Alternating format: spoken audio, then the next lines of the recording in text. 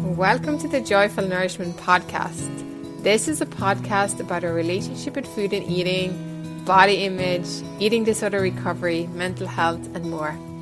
I am your host, Lynn Thorstensen, a registered nutrition therapist and body image coach based in the west of Ireland. And I'm so glad that you're here. Welcome back to another episode of the Joyful Nourishment Podcast. And today I'm here with William Dwyer-Joyce, who is a peer support worker at Lowes Bridges Eating Disorder Centre in Dublin, and he has lived experience of food and body image struggles. William has experience of mental services in Ireland, both as a service user and as a staff, and he's passionate about mutual support, reducing stigma for men experiencing mental health struggles and looking beyond symptoms and diagnosis. And you're so very welcome, William, to be here. Oh, thank you so very much for having me. I'm absolutely delighted. Thank you for inviting me. Yeah.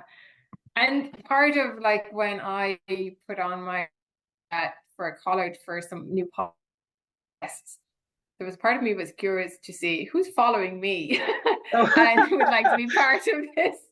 But also, when you connected and said, we need to lift more male voices, I think, in this space. Yes, no, absolutely. It's something that comes up in my work an awful lot, something I have, personal experience of what it's like, to struggle, not just with mental health issues, but like body image issues and like struggles around food, as someone of male experience, can, present its own unique challenges for sure. Yeah, and would you like to speak into those a bit more? I mean, I can't speak for the male experience because I'm not male, so I'm really interested in that as well, in terms of, I think even guys might have, non-binary people might have an idea of like the female experience, and this is what we see in terms of fashion and diet culture and weight and the focus on thinness. But it's kind of like, okay, so that's what it looks for women, and that's the soup that wastes women. But what is it like for men? Well, I suppose personally, I suppose growing up, as a guy and also gay, like, I do think that presents a unique set of experiences of kind of, feeling like you don't quite fit in, and always feeling like you're you're looking in from the outside and stuff. And then that kind of coupled with, I suppose, gay male culture, the dating apps, all of that, I think it's kind of a perfect storm for like body image issues, because everything is so based around what you have to offer aesthetically, or like in what you can offer in like sexual commodity, and it's really challenging. It can be very challenging. And I suppose, a lot of the people I work with are not gay men as well. And I think that there is sometimes an idea that a man with an eating disorder is more likely to be gay. And, certainly eating disorders are far overrepresented in the LGBTQ plus, population. But there are many, many men I meet who have, struggles with body image and food, who have picked these things up from sports settings, from athletics, and from, sort of being told that, they're, say, on a rugby team and they're like weighed once a week. And, there's the coaches are saying, well, like, everyone has to get down, and, like, don't push the boat out too much at Christmas and stuff. And like all this like crazy pressure to sort of I guess eat a certain way, work out a certain way, that can be quite damaging sometimes for people. Yeah. And I think, again, I wonder, within sports and stuff, is it still like not recognized, maybe a little bit more on the female side that's recognized that some of those kind of behaviors, or what should I say, like, comments and stuff is damaging. Yes. But it's almost like, but they're guys.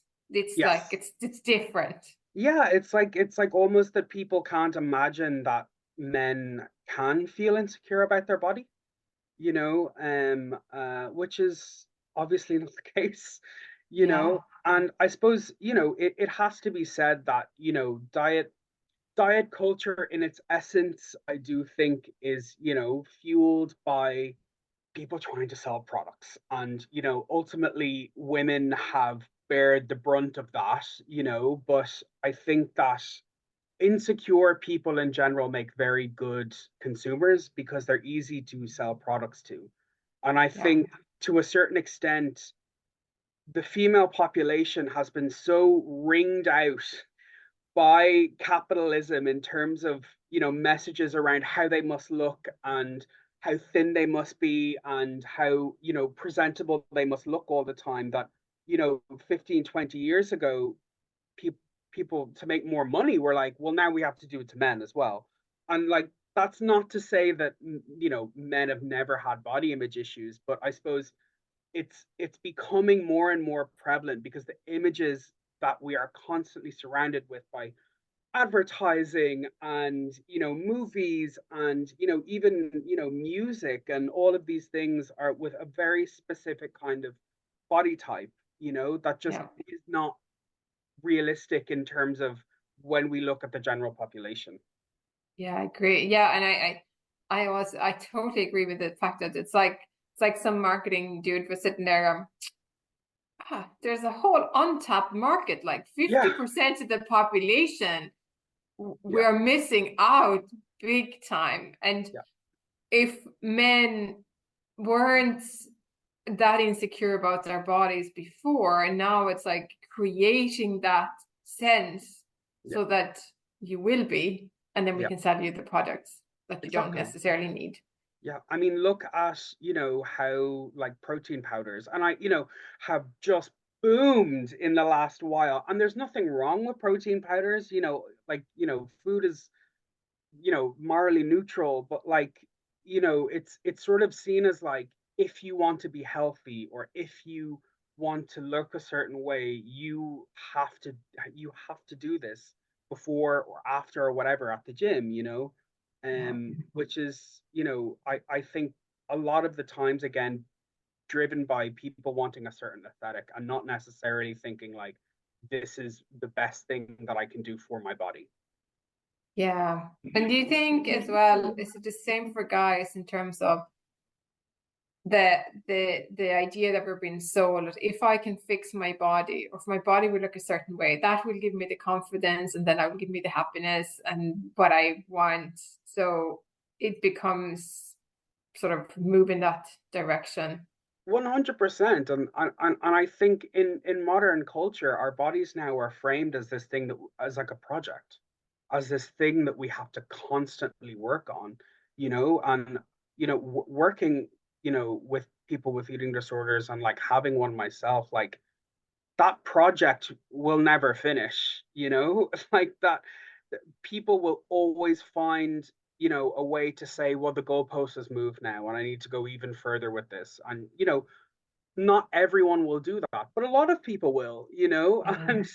and it's sad because, our bodies are great. I mean, Yeah. I'm in a position now where I can say that, I'm not always, I don't always love my body, but I'm at least grateful for it. It allows me to do lots of things. It allows me to live my life. It's put up with a lot of stuff that I've put it through, and I'm still here, like, and I think that's amazing.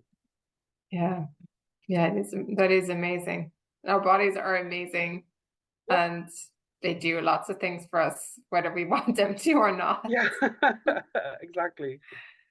And it is that kind of and you said it there, like our bodies have become these kind of commodities, and then we project onto, because this is what we're picking up in terms of it's something that I have control over. And I think that's another, whether that sense comes from diet culture, or sometimes it lands in us in ways of when our own lives are out of control. And that's Yes. why I give food and body, the illusion of control is there, at least that, okay, this is something that's tangible. Like there might be other things in my life that are way outside my control and that feels really overwhelming. So now hear something that I can focus on and micromanage, and that they can provide a very good sense of distraction as well. Absolutely. And I think it's one of those things that, you know, it could be anything, you know, like when I work with people, they'll often say like, I just feel so annoyed that, like, you know, everyone else can eat normally and not think about these things. And, you know, this is causing so much misery in my life. I feel so stuck. I can't, you know, I can't go to social events. I can't, you know, just sort of live my life in the way that I would like to. And, you know, what I often say is like, everyone has something, you know, whether it's food or, you know, substance use or work or looking at their phone or, you know, whatever it is. Like, we all have these things that kind of give us that sense of safety when we might feel not as safe or a bit dysregulated or scared or sad or whatever it might be, you know. That, you know, these are coping mechanisms that we pick up that help us move through our lives that maybe now aren't as working as we would like them to work, you know. Yeah, yeah, they usually have served us at some point, and then you get to Yes. the point where it's like it's not. And that's where I feel like it's so the challenging things with eating disorder or any kind of food struggles is we need the food for survival. And if we're not eating enough, and that's, you know, I think I'm probably of the belief that all eating disorders have a restrictive component, including binge eating. But like if Yes. we're not eating enough, like that has other follow-on consequences both on our physiology and then as Yeah. a like result from the physiology that feeds into what we call our mental health as well. Yeah.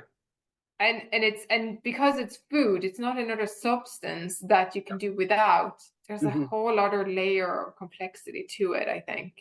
Absolutely. And, you know, like, I found that, you know, I'm sober for, you know, a good amount of years now. I had you know, some issues with substance use and stuff. And I suppose I don't for a second want to dismiss how difficult, you know, addiction or whatever can be.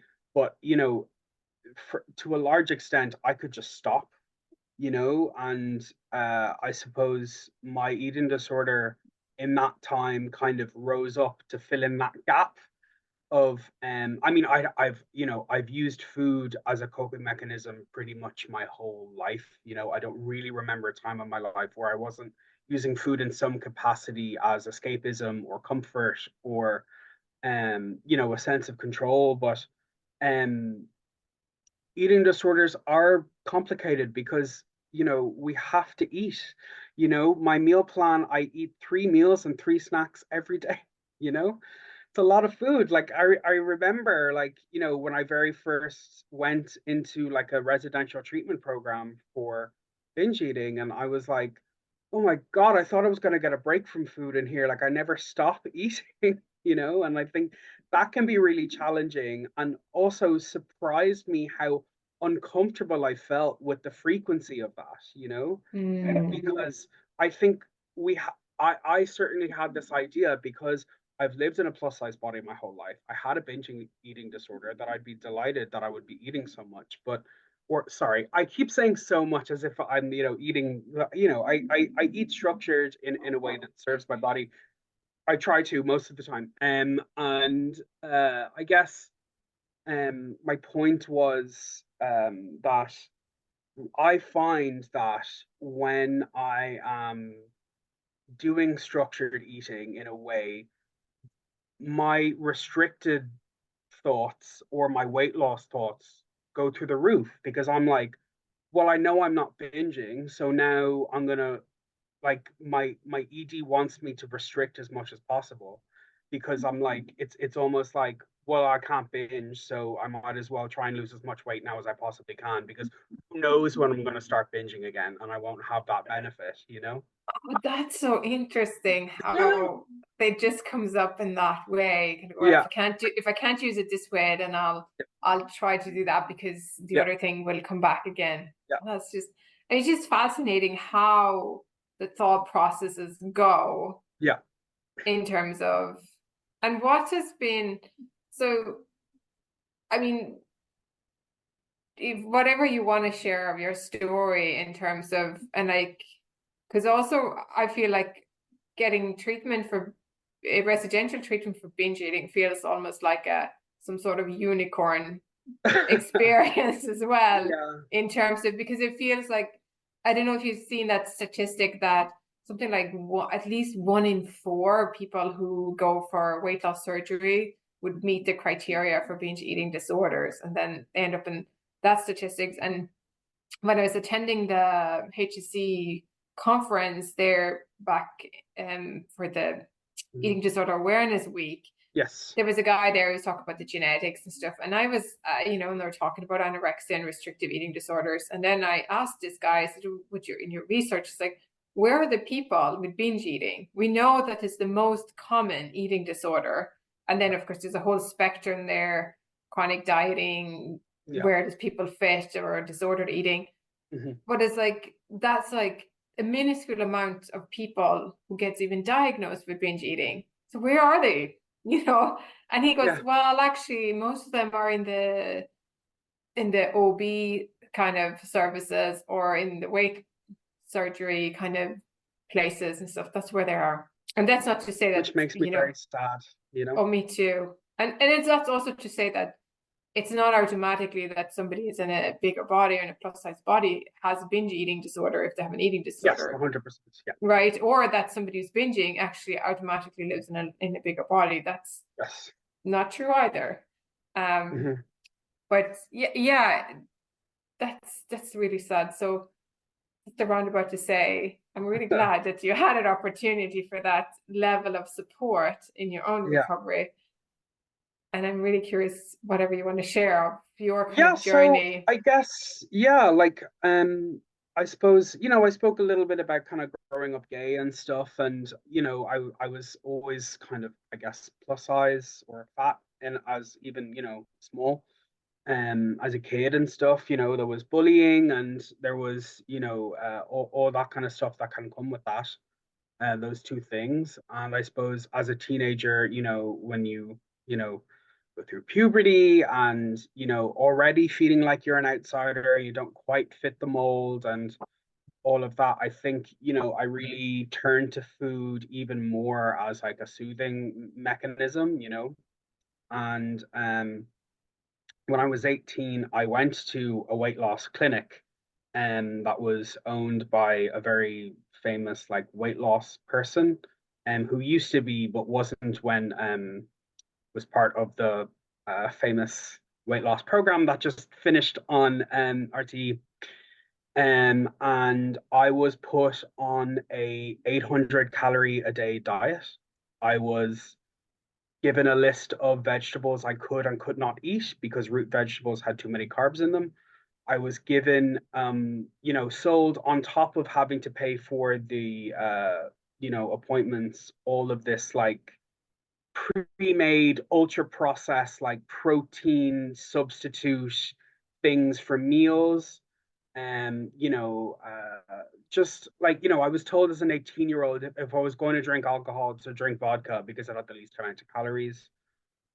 I was told, like, Maltesers, or sorry, no, what was it? Grapes are the Maltesers of nature and stuff, just like when I look back, like crazy stuff. But at the time, I thought that this was getting me healthier. I thought that this was the right thing to do. And I lost a lot of weight very quickly. And I remember at the time feeling like happy, but always feeling like I had so much more left to lose. And even people around me started saying, you don't, you don't have any, you shouldn't, there's nothing left to go. Like, you don't need, and I was so kind of built into this, or this diet culture stuff, I was confused. I was like, why are they lying to me? That's so strange. Are they trying to make me feel better? That's so weird that they're not being honest about how my body looks, you know? Because I had been fat my whole life, you know? And like people, people do tend to do that with fat people. They go, oh no, you're not. But then when I was, by societal standards, thin, and people were saying the same thing, I assumed it was the same thing, but it wasn't, you know? And I suppose that, kind of around that time is really when I started using a lot of drugs, and I started, using alcohol and stuff, because I had a lot of mental health stuff going on. My emotions were extraordinarily dysregulated, and I really just felt unsafe in my own body, and was using pretty much anything that wasn't nailed down to like soothe myself, escape, and I made, I guess, an attempt at my life at around 20 or 21. And then that is when I was first admitted into like one of the big kind of general mental health hospitals under uh, private healthcare. And so I suppose I do want to caveat everything I'm saying is that like I am in a extraordinarily privileged position that my parents were able to pay for, health insurance for me up until, obviously a good few years ago now. And I am in a very privileged position to be able to pay that for myself, and it has given me access to many things I wouldn't have had otherwise. And I think that that's a really important part of this conversation as well, because, not just in Ireland, in many places, but there is a kind of a two-tiered medical system now, like, the public system and then the private system. And I have experience of both, and both have their, pros and cons for sure. But yeah, so I got, when I was there, I think at that stage, I think I had been diagnosed with a binge eating disorder at that time. And this is about 10 years ago now, or a little over that. And I was put on a general ward, even though they had an adult ED ward. And because I was told at the time that they didn't like to mix binging with other eating disorders. I know that to not be the case anymore in that institution, but at that time, that's what I was told. That's why I was placed there. And I guess I got safe. I got well enough that I wasn't a danger to myself, and I felt that it was helpful at the time. But and then I was, discharged back to a community mental health team in the public system. And I was given a psychologist who I think um, was very, very good. And I was very lucky within the, I guess, community setting also to receive like a full year of DBT training. And very, very lucky. Because I mean, again, as well as having an eating disorder, I was extremely emotionally dysregulated. I had a diagnosis of what used to be called BPD and is now called something much worse. But that's a conversation for another time, maybe. But yeah, and that helped a lot. But again, I never really stepped away from the behaviors, to be honest. And I was kind of going in and out of sobriety, and was never really able to kind of do anything in that sense in a sort of sustained way. And I think it was my mum actually who found Lois Bridges, which was where I received treatment as a resident for my binge eating disorder. Um, you know, uh, I was almost like, I mean, it was still hard because it's hard because no matter how many people there are we know who have binge eating disorder, so few of them are able to access eating disorder treatment. So I was often the only man in the room, the only plus size person in the room, the only binge eating disorder, person in the room. And, however well meaning the staff could be, that felt quite isolating, to to sit in a room having a lot of people who are very thin talking about how fat they feel and how disgusting they feel and how awful they feel is hard, you know. Yeah. It's very hard. Um, but at the same time, it wasn't until I went to Lois Bridges until I was like, oh, okay, this is actually what I need. This is actually the treatment that I need. Even just the dietetic information that I had never had available to me. I was like, what do you mean you need to eat carbs? What do you mean you need to eat fat? Like I was so it actually took me a few months to even like believe them, that like because I was so full of shame for eating. I was so full of shame and so yo-yo dieting all the time and just not I didn't have access to the right nutritional information, until I went there. And I think that coupled with just having people who understood around me, having people who were able to say like, you know, you there is something here, it's not just your willpower, it's not just that you're lazy, it's not just that you're greedy or gluttonous or lazy or whatever it is, that like this is a need that you have, an emotional need, and that means a lot more than just food. I think um is yeah. So I don't know if that answers your question. I don't know what's on I a bit. think that really Yeah. answers the question. And I think, there was a good few points that you made there that I just want to pick up on, and they kind of Yeah, like absolutely. you were talking about the nutritional information. Of course, me, I'm a Yes. nutrition professional, so that's Yeah. often like the starting point where I come from with people, and it's Yes. like, Yes. regular eating and Yes. mixed meals and foods that support, your body, and morally neutral foods, and thinking about stuff in this way, and examining Yeah. food rules and all the stuff that's that's Yeah. one piece of it. That's not usually the whole piece, because then Mhm. there's the other function of how the eating disorder function in the context of one's life. Yes. But there was something else that clicked with me when you were saying, like, part of, I suppose, one of the tipping points there when you went to this weight loss clinic and lost the weight, and then kind of gone, I don't know what people are talking about with my body. But one of the things that I was wondering how you see that now, 10 plus years later, was like, I wonder, like, if you used food to cope previously in your life, and now that became kind of a, I don't know, would you say like sort of removed or taken away or directed in a different way when you're starting such an intensive weight loss program? Do you think that Yeah. opened a space then for bringing in other substances to fill that gap or to I mean, self-soothe?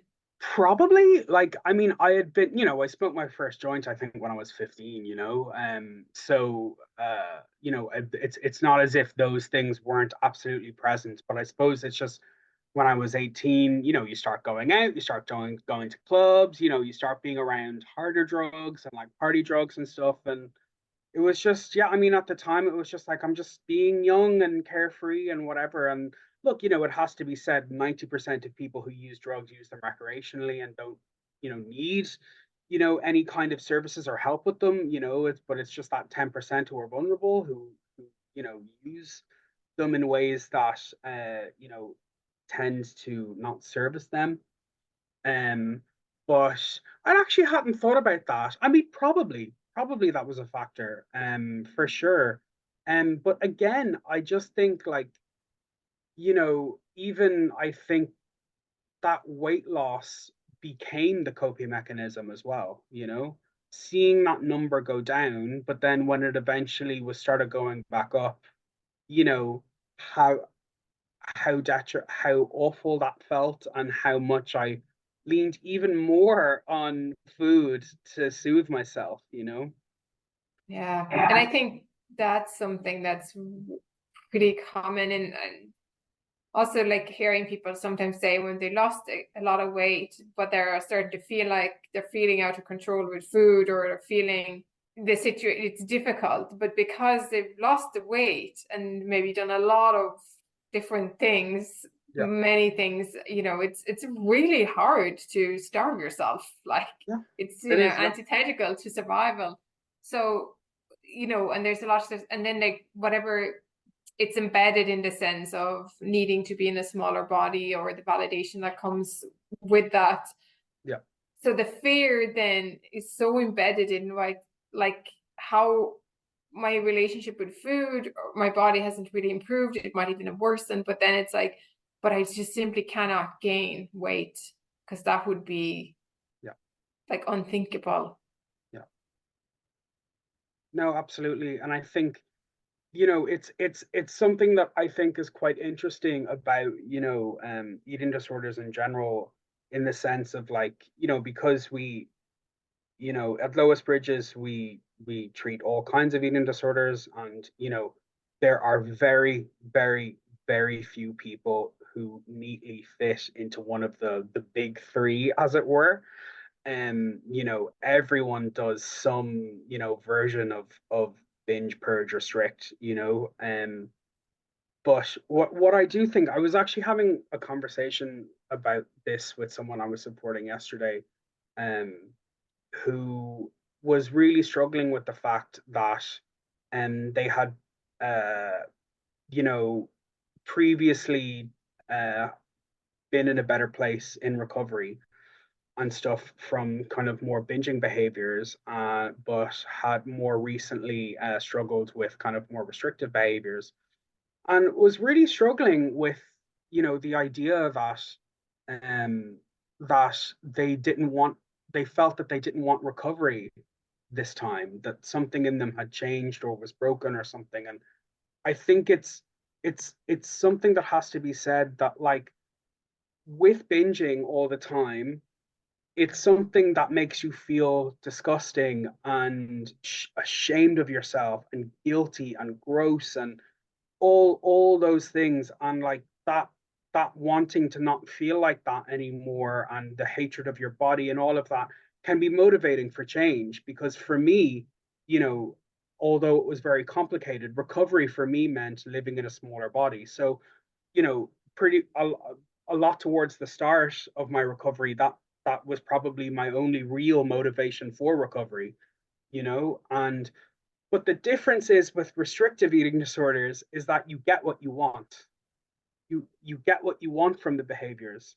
So it's a very different kind of thing that you have to engage with in terms of recovery, of like, why do I want this?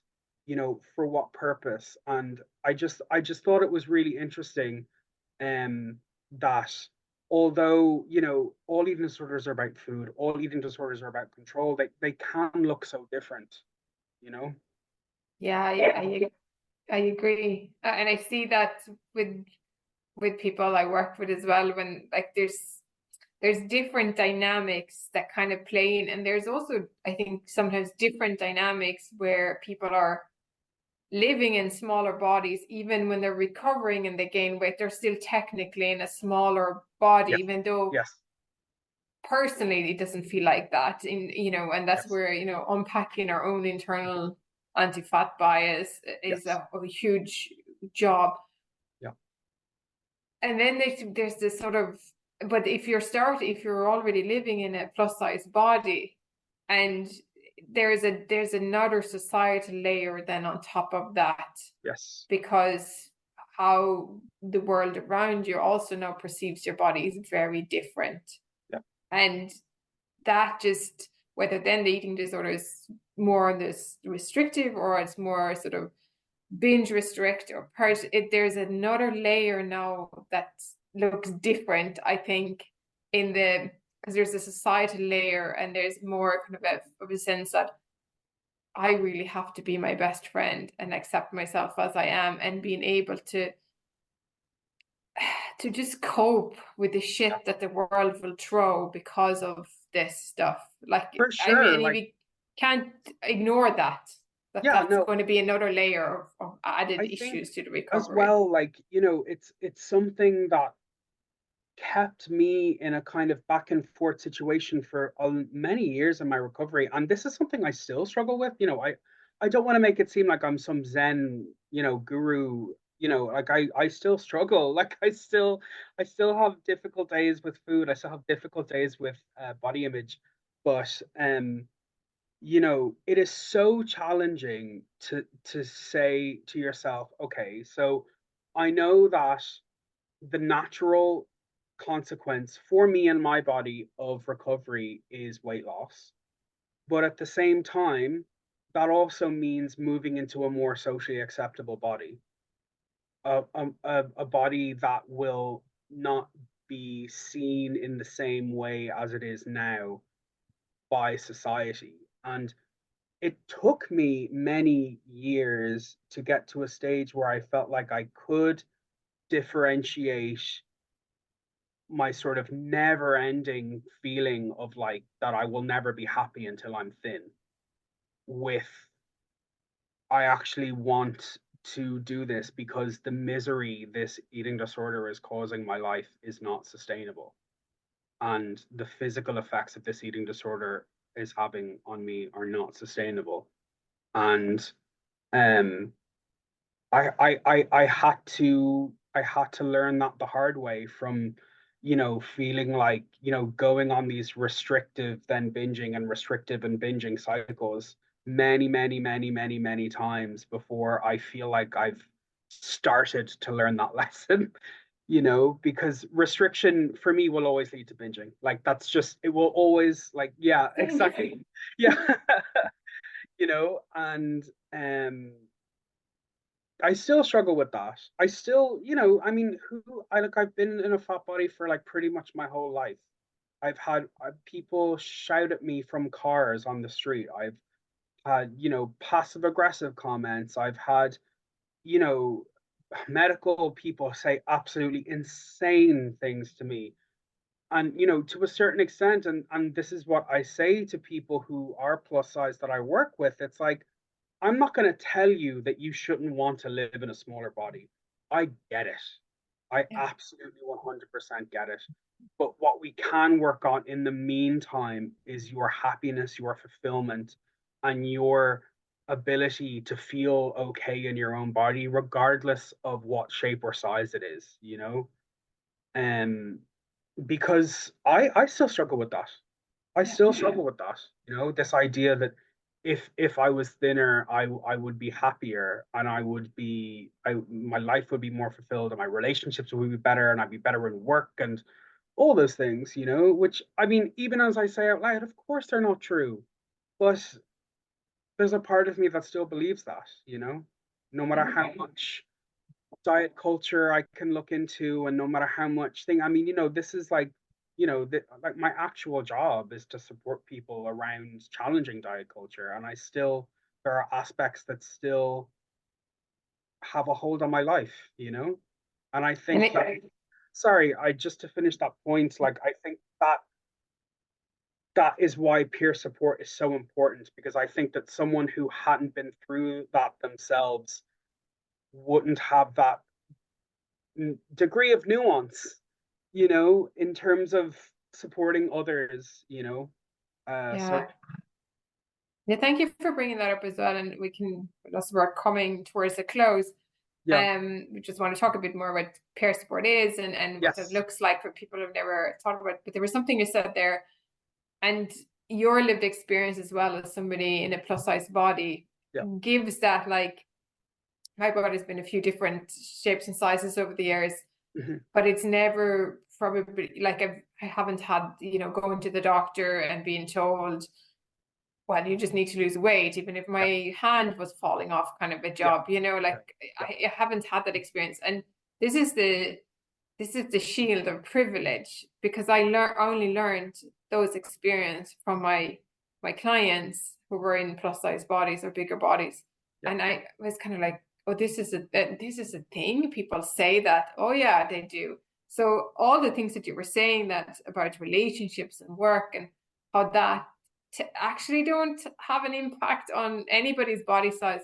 But for sure, if you were in a smaller body, how other people in society would view you would Yes. for sure be easier and better, or like different, maybe. Yeah, better, because we live in this, Yeah. weight stigmatized world. So for sure. And I think there has to be, I can't sit here and say to you, yeah, but you just give it up, because Yeah. yes, here are all the reasons it doesn't have an impact, but here's the thing. And of course, why would you not want to shield yourself from that? Yeah. That's true, I think. Yeah. So you mentioned peer support there, Yes. William. So tell me a little bit about, like, what is peer support and what does that look like in the work that you do in those Yeah, bridges? so that is a very good question. So peer support really, I think, as in kind of as simple English as I can think, is like someone with mental health struggles who supports other people with their mental health struggles, peer support is done by, you know, people who just use mental health services and not even, in a sense of like it's a profession. But I suppose um it's sort of emerging now more and more as a profession because I think people are now understanding more and more that people with lived experience of mental health struggles and people with lived experiences of using services, one can benefit other people who use services because they're coming from a shared experience place, but also that these people have a lot to offer in terms of the services themselves, how they're implemented, what they look like, expectations, all of those things. And really, it's kind of crazy that mental health services have run for so long without the input of the people who use them, you know, because people can fill out surveys and quality control reports as much as they want, but if people aren't there, one, in the room and also being paid for that work, you know then it's not they're not being respected as you know someone else who might typically be in one of those rooms, you know Yeah.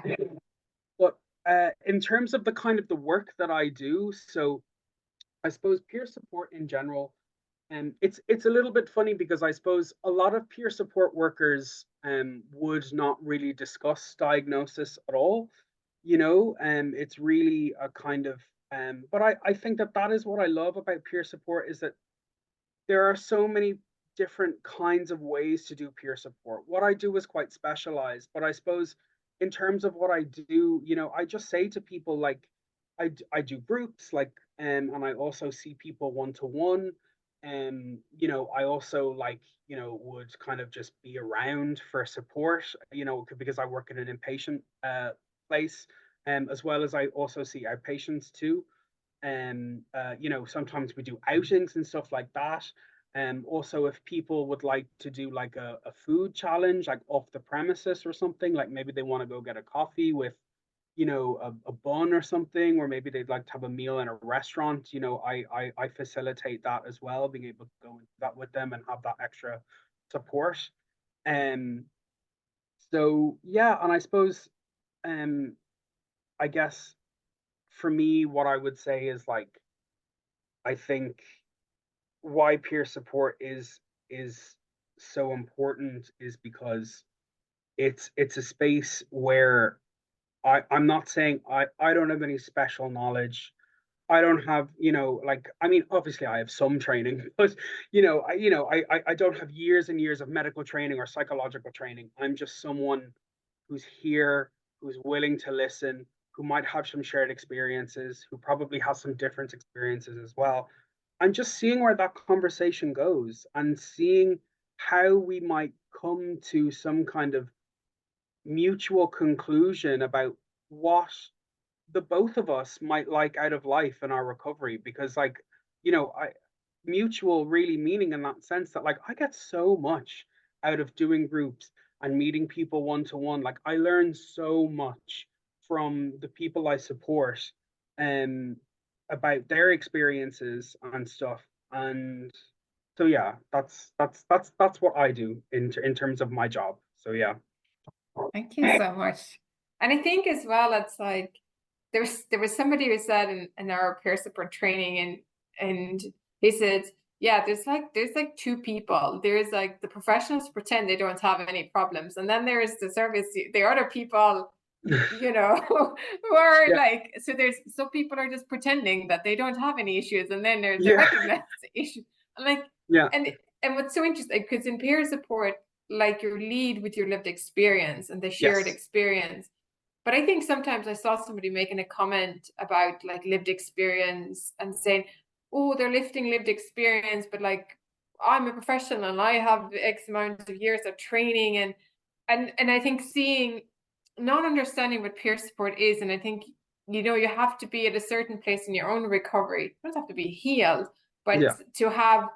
to not be embedded in the illness, because that's Yes. not going to be serving. And I think that's where they were, you know, when you see people like online spaces who are saying, this is what I do, and this is, you Mhm. know, it doesn't work like that when you're in a peer Yes. support role. And I think that's Hmm. really important to mention. It's mutual, Yeah. and it's a lot of listening and Yeah. being there, and it's the humanness. It's being another human with another human. That's how I think, 100%. you know.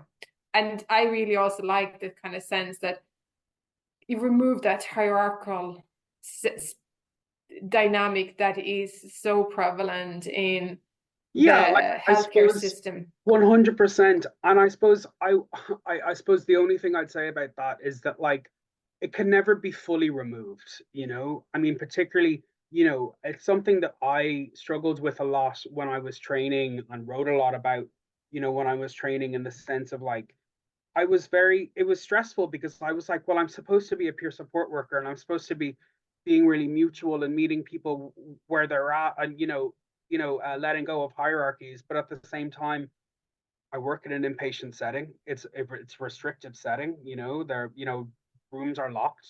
That's, during the day, and some people are allowed to go for walks and some people aren't. And all of these things, like there is an inherent power dynamic in the setting that I work, but I would argue that for people with eating disorders, I think that is needed at points, so that they can have an opportunity to do things that they may not have otherwise done. And often people will say that they find those things around them in that setting like a sense of safety.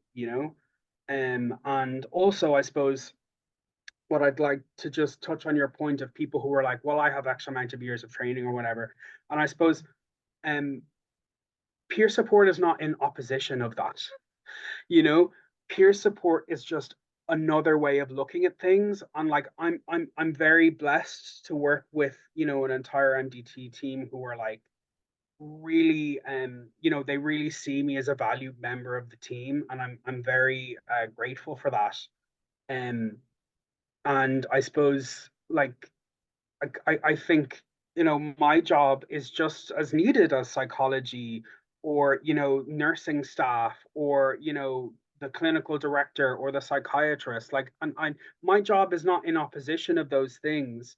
I suppose it's just, I think that we can get really bogged down sometimes on diagnoses, on symptoms, on all of those things. And it's about, just as you said, it's about being a human and meeting another human, as that, and no more, no less, and without expectation, um, and without judgment, for sure. Yeah, big great points, because I think, and it's not the people working in the systems. It's the Yeah. system that creates some of those Yes. challenges, in that Yes. where Yeah. the human, who now in the system is called a service user, which I don't Yes. particularly personally like. It's just, it's a weird kind of a term, but anyway, Sure. it's just like there's a human, like Yeah. it's a Yeah. person, Yeah. and that's important to remember. And like Mhm. with all the different dynamics that we come with as people, so that we don't forget about that when it's about outcomes and treatments and medications. And there's a person there, like, as well, you know. Absolutely. It's just not a number or somebody. So that's there. And I think the other thing with peer support is, it's like I said, what this guy alluded to, it's like there's I would say probably 80 to 90% of people at work in any kind of healthcare setting have loads of different types of lived experiences. Yeah. There's been this culture of non-disclosure for a long time with it. You know, it's starting to shift a little bit, but it's also like, you know, there's obviously times where that is important and right, but there's also times where the humanness has a huge impact on healing for the other person and the support. And it's just, I think it's just so important that we remember not to forget about that. Yes, 100%. You know, and in peer support, I feel like that's kind of really lifted out as like, this is a core tenet of that work. Yeah. So, William, thank you so much. And I would like to close with the question I ask all my guests. Maybe my listeners are getting really sick of hearing people's thoughts on this, but I think it's so interesting. Okay. The podcast is called Joyful Nourishment. So I am curious, what is joyful nourishment to you? What is joyful nourishment? God, that's a really good question. What is joyful nourishment to me? Nourishment with freedom. Nourishment free of judgment, free of I don't know, I guess more than just food as well, you know. Like I recently started doing Pilates. I really enjoy that, you know. Movement is, I guess, you know, or exercise, for, you know, for whatever want of a better word, has been something that I have felt not for me because of my body, you know. And I've started a really amazing Pilates class with a really cool fat positive Pilates teacher, and it's been so nice to be able to like move my bodies in certain ways. And I can't, you know, it's still hard, but like I'm learning and I'm really enjoying it. And so I suppose I feel joyfully nourished at the end of those. So I suppose that's as good as I can give, I think. Brilliant. Thank you. Yeah, it's so interesting to hear people's different take on that question, and you can go in all sorts of directions. But I personally like that idea of looking at nourishment, yes, from food, but also beyond that. It's like, it's a big ambiguous kind of concept. How do we nourish ourselves? In particular, if we're in recovery from an eating disorder, because a lot of it is about the food and getting, you know, the food in and the food to support your body and stuff. But it's like, but then also, like, as you recover, there's more space for other kinds of nourishments in your life. And it's so important to move towards those. So thanks so much, William. It's been really lovely chatting to you today. Well, thank you so much for having me. It's been an absolute pleasure. I've really enjoyed it too. Thanks for listening. The Joyful Nourishment Podcast is produced with no financial backing, and your support means a lot to keep this project going.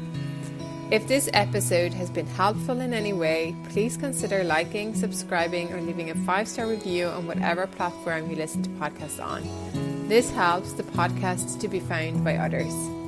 And of course, you can also forward this episode to a friend whom you think may benefit. Find out more about what I offer on straightforwardnutrition.com, and if you're interested in working with me, please use the link in the show notes to book in for a free initial 30-minute session. And finally, please come and join the Joyful Nourishment community over on Substack, unless you're there already, by subscribing to my newsletter using the link below.